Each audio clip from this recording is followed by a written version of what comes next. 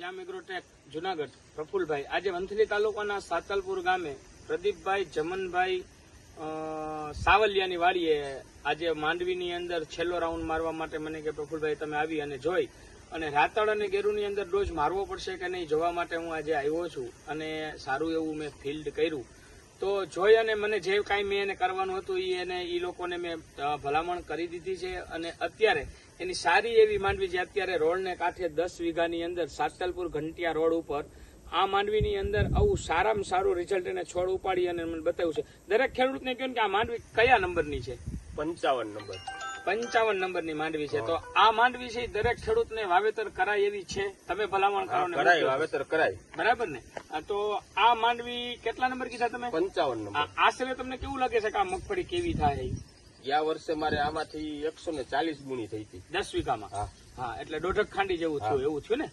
તો દરેક ખેડૂતને એક તો પેલી હું એવી ભલામણ કરું છું કે આ ખેડૂતની વાડીએથી મેં જે છોડ ઉપાડ્યો, આ ભાઈ ખેતરમાં જાય અને જે છોડ ઉપાડી અને મને જે બતાવ્યો કે પ્રફુલભાઈ જો આ માંડવી, તો આવી રીતની જો મગફળી થતી હોય તો દરેક ખેડૂતને હું પણ ભલામણ કરું છું કે તમે દરેક ખેડૂત આવી રીતે અમારું આ બિયારણ જે સારું ખેડૂત પાસેથી જે જાણકારી મળે એ 100% સાચી હોય. હવે આ માંડવીની અંદર આપણે ભાઈ પ્રદીપભાઈ કેટલા ડોઝ માર્યા? આપણે 2 ડોઝ માર્યા છે, બરાબર? અને બે ડોઝ તમે ક્યાંથી? મારી પાસેથી જ લીધેલા છે?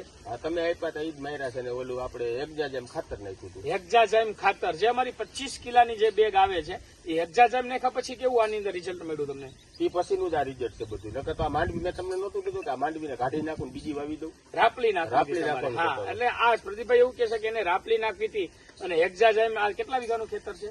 9.5 વીઘા. 9.5 વીઘામાં કેટલું નાખ્યું હતું?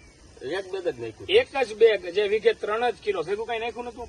ભેગું આપણે ધૂળ ને રેતી નાખી. હા, રેતી નાખી હતી એટલે તમને રિઝલ્ટ પરફેક્ટ અમારા ખાતરનું જ મળ્યું, બરાબર ને? તો તમને અમારી દવા અને ખાતરનો જે કઈ ઉપયોગ કરો છો એનું તમને પરફેક્ટ રિઝલ્ટ મળે છે. હા, તો દરેક ખેડૂતને તમે શું ભલામણ કરો છો? દરેક ખેડૂતને ભલામણ કરો. દરેક ખેડૂતને મારી એ જ ભલામણ છે કે કોઈ પણ માંડવી કોઈનો મોલ બગડતો હોય તો એક વખત પ્રફુલભાઈની મુલાકાત લેવી.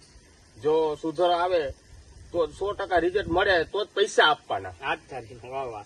નકર મારી જવાબદારીથી પૈસા નહીં આપવાના. તો આજે તમે જે આ વખતે જે તમે તમારી કેટલા વીઘાની મગફળી છે? 70 વીઘા. 70 વીઘાની મગફળીની અંદર તમે બધી જ દવાનો ઉપયોગ મારો કરેલો છે, બરાબર?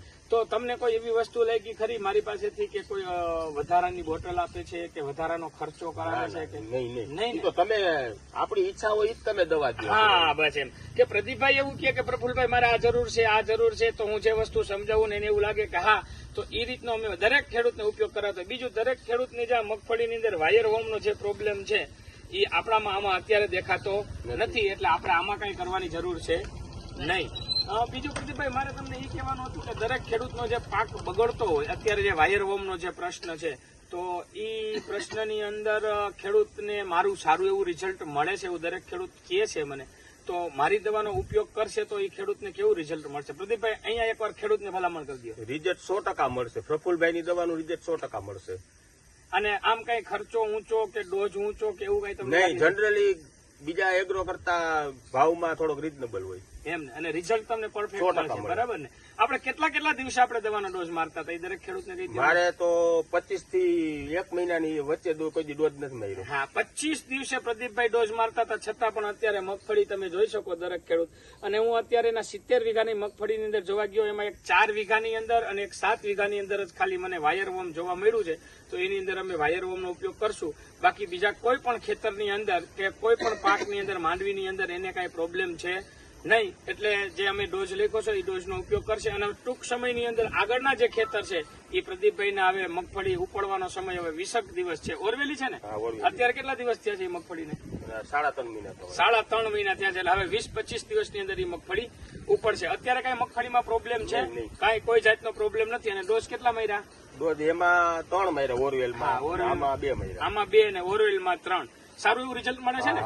શ્યામ એગ્રોટેક જુનાગઢ પ્રફુલભાઈ. મારો મોબાઈલ નંબર છે 98 7 99 99 327.